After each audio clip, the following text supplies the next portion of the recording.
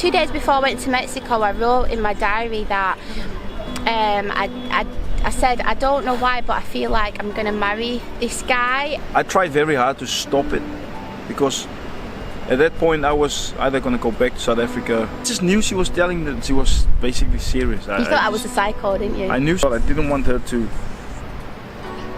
basically follow me, you know, to Africa. And I would love it if we got married, and they thought you was thinking what the. So they.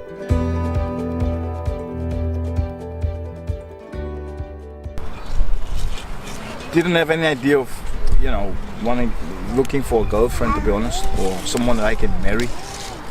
I ended up meeting you, Simone, my Lancashire Rose, and just knew from the minute we met, or saw, the minute I saw you, it was like, wow, it felt like I knew, you know, I knew her.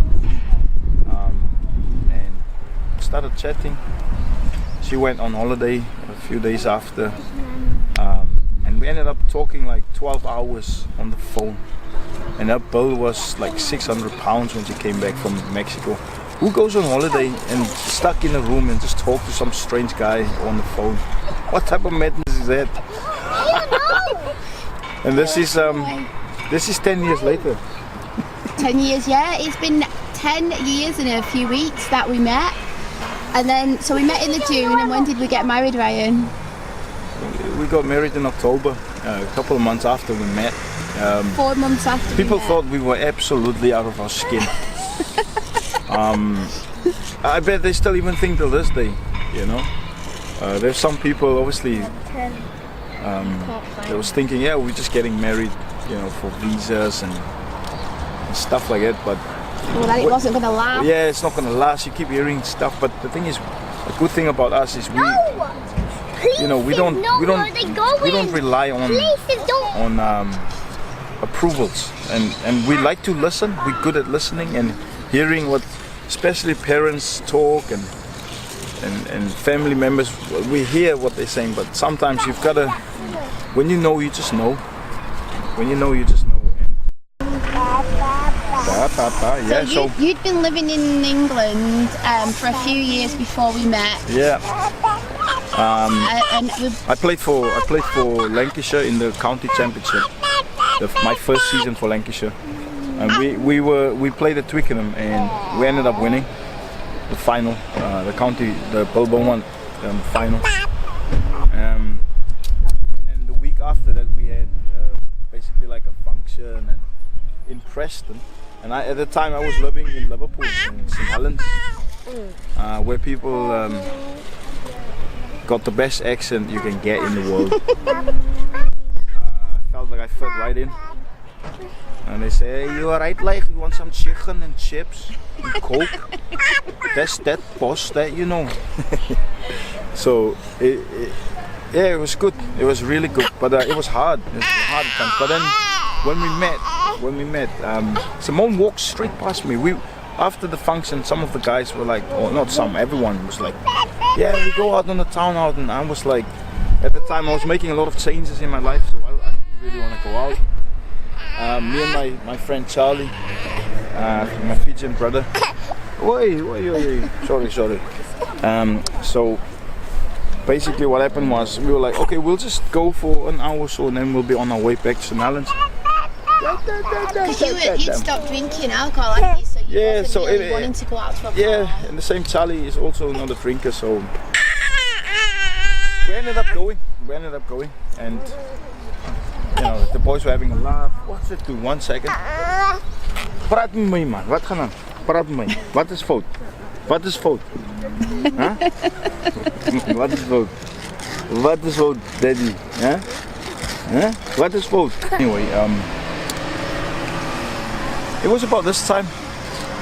No, a little bit more towards June. It was May, end of May. End of May, beginning of June. Yeah.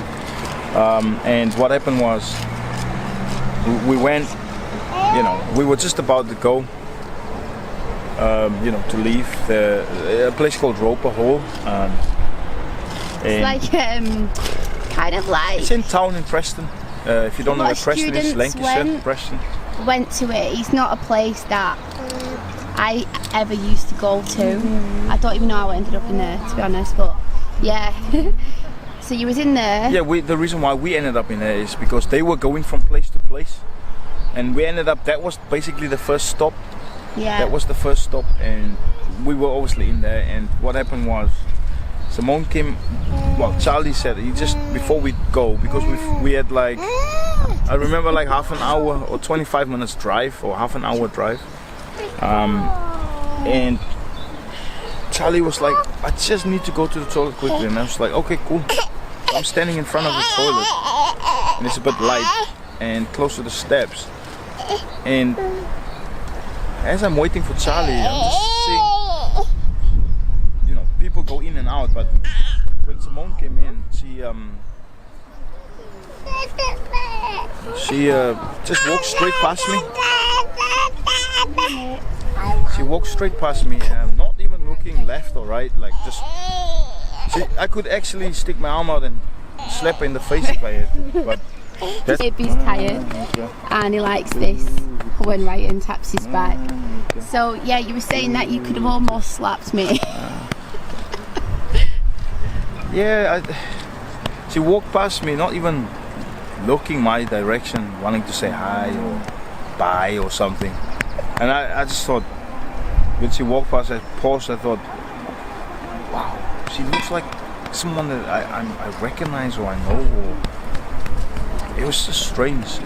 So Charlie comes out, and he's like, alright, the brother, neighbor, come away from there. Alright, the brother, let's go. What's it do? And I said, no, Charlie, we can't go. We can't go. It's like, why not? I said, no, I'll show you. So I showed him, Simone and a friend was over at the bar, and I showed him, no, I thought I want to find out who that girl is, and it was like, okay, let's go over to the, let's go get a drink and have a chat. And like, for some reason I don't care, I can go over and speak to people, but for some reason I was just stuck to the floor, not being able to give a step towards it. But anyway, Charlie went. Can I just add, at this time I did spot him, and we always have a laugh about this, but I said, I looked at him and I was a little bit drunk at the time, and I was like, what is that old man staring at me for? I thought he was like in his 40s. Not that 40s he's old, but I was thinking, why is that guy like looking at me? So I just looked at her thinking, if I could just find out where she's from, because she looked like she could be from South Africa or Namibia or someone that I know, and that's one of the reasons why she just stood out. We ended up talking. She thought I was Fijian or from Fiji as well. But I spoke to Charlie first because he was at the bar, and I've got a thing for Fiji. Like, I've always wanted to go, and when I spotted Charlie, I said, oh, where are you from? And then I asked Ryan where he was from, and he said South Africa, and I thought that's not as exotic, but okay. He looked cute, so I thought to talk to him. Yeah, so we ended up talking, and for I think two hours or so, couple hours. Sat down. Yeah, we took photos. Yeah. Some of our teammates. Yeah. Take the baby for a walk and continue the video because he doesn't want to settle. Excuse me. Take the baby for. He's taking us for a walk. Yeah, we've come to the park. So yeah, what were we talking about before? Oh yeah, so we got talking at the bar. I'd gone out that night. It was a Friday night. It was my brother's birthday, and we'd gone out for an Indian meal. And a friend of mine had come to visit he was Canadian, and we'd met in Spain in January because I was studying to be an English teacher. So she wanted to go out, and I don't know why we ended up in this bar where Ryan was, but we did anyway. So I'll let him continue. Yeah, like I was saying before, we ended up talking for a couple of hours and exchanged numbers, and We didn't exchange numbers actually. No, not yet. I'm gonna get to that point, but we ended up exchanging numbers. No, but it this, wasn't. not in the club. Do you not remember? I gave you mine. You didn't give me yours. No, but that's what I'm trying to say. It was time to go. It just felt like like, but why does it always happen like that? When you meet, like when you're at a place and you like, it's the whole night might not be nice or the whole day, and then suddenly when it's time to go, you suddenly it starts getting more lively or more enjoyable, So I was going to Mexico 3 days after we had met. So Ryan's just settling the baby. So yeah, in January I'd been studying in Spain, and I came back, started work, and I was at kind of like a crossroads in my life. I was 26, sorry, and I was kind of like, what do I do with my life? And there was a really cheap holiday to go to Mexico, so me and my sister and my mum booked to go. And just before we went, my friend Amber, who was from Canada, she came over to, well, she was staying in Spain, and then she came over to England and she came to stay, so she wanted to go out for a night. So it was my brother's birthday on the Friday, and we went out to like an Indian restaurant, and then this is the night that I met Ryan. So like I was saying, it was crazy because I wasn't looking to meet anybody. I'd had so many like bad relationships and been on dates and things like that, and I ended up signing up for this dating website. Someone suggested that I do it, and I went on a date, and it ended up being really horrendous. So the day that I met Ryan, I cancelled the subscription, and I said to myself, I'm not going to look for anybody. If I meet someone, then I meet someone, but I'm handing it over. I just was like, I didn't know who I was handing it over to. I was just like, that's it, I'm not going to consciously look for someone. But anyway, we went out to this Indian restaurant, and then we went to some bars, and then we met some people, and they were saying that they were going to go to this place, Rope Hall, and I was like, no, I don't want to go there. Like the music, everything, I just didn't like the place. But we ended up in there, and then that's when I met Ryan. Yeah, so we left the place. I gave you my number. I said to you, I'll give you my number because I don't want you to feel obliged to pick up the phone if you give me your number. Do you remember? Kind of, yeah. You said, well, we were on our way out, and then you guys said, oh yeah, you also about to go? Yeah. So we crossed the street, walking to the car park, me and Charlie, and then you were like, oh, bye, we're gonna get a taxi, and we were like, no, let's ask if they want to live, so we don't mind. But we didn't want to come across like, oh, you want to come and have a lift, or, you know what I mean? So you gave us a lift home, and then... we said, hey, would you like to, we can drop you guys off if you want. We're actually going that way. We're going down we found out where Simone was going and a friend, and we were like, no, we're going actually that way to get to the motorway. So we ended up dropping them off, got out, and she gave me a number while we were driving. And then you give me a missed call.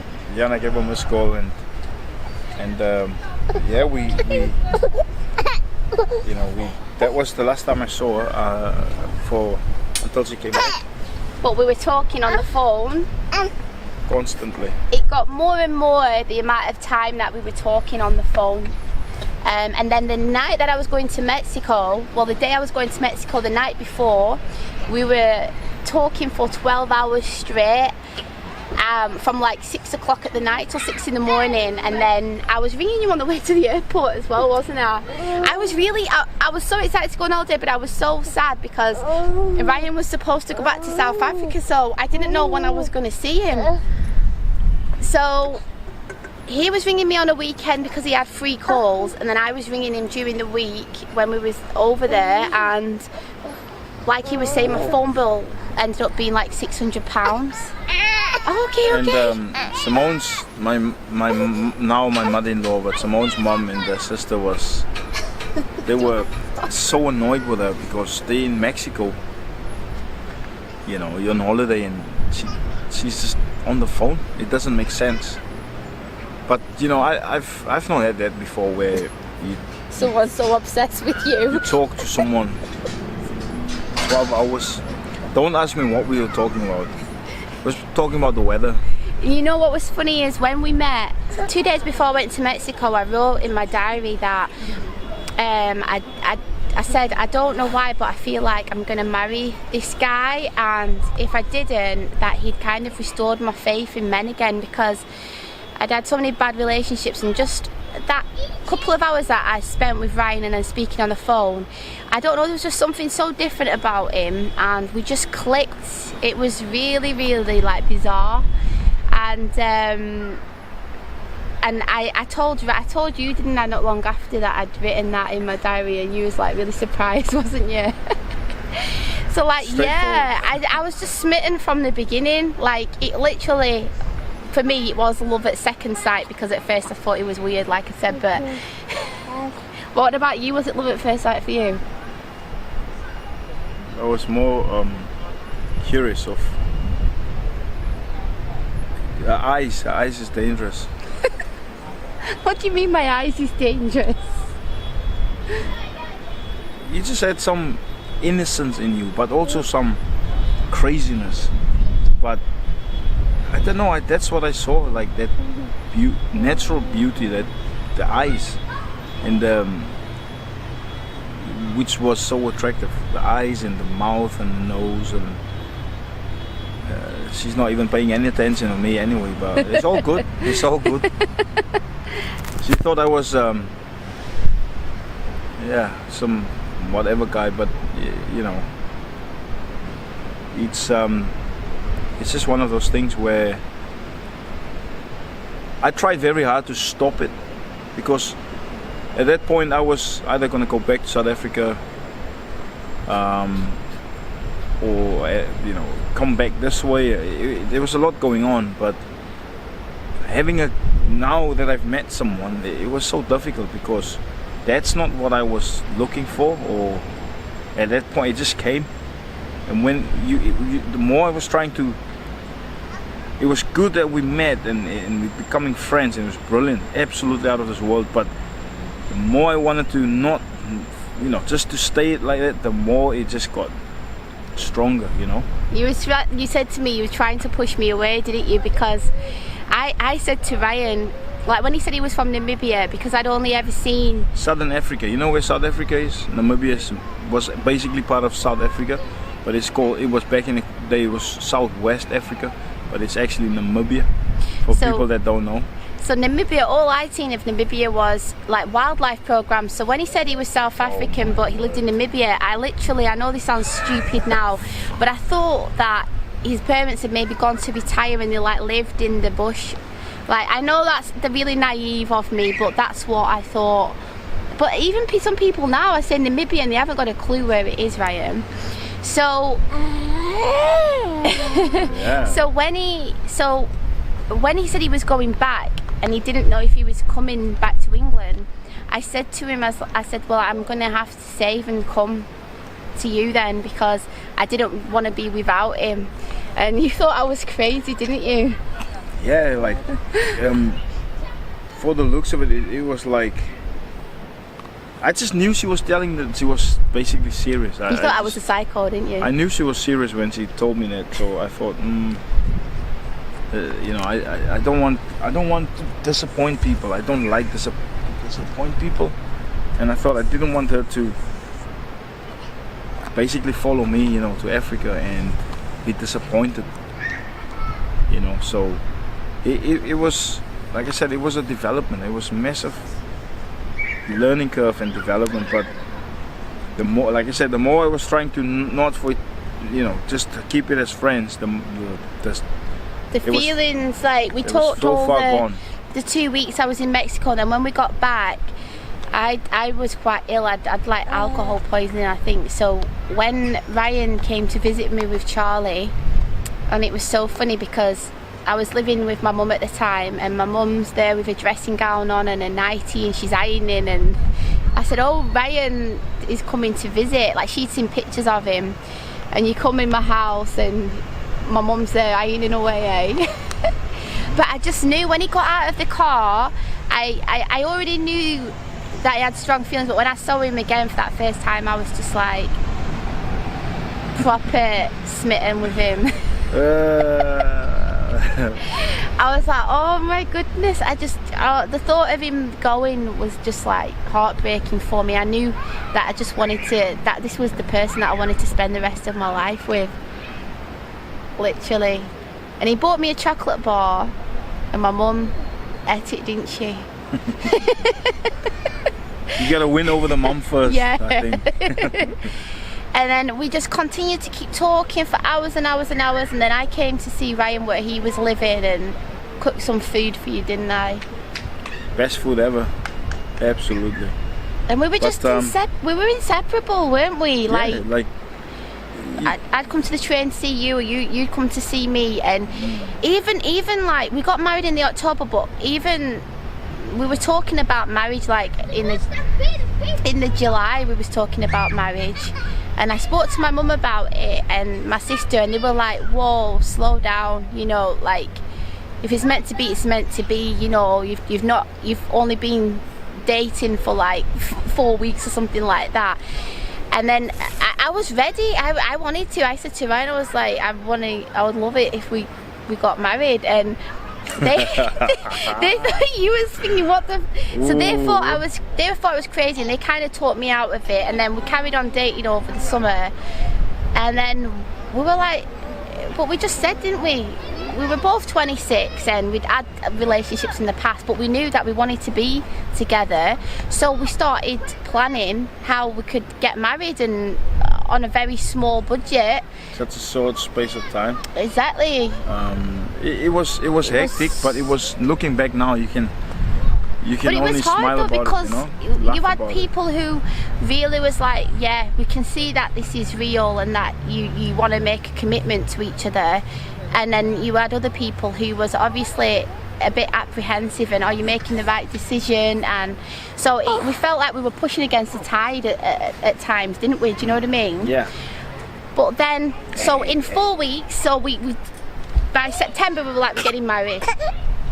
So we planned the whole wedding. You've seen the picture on the thumbnail, but I'll put a picture here.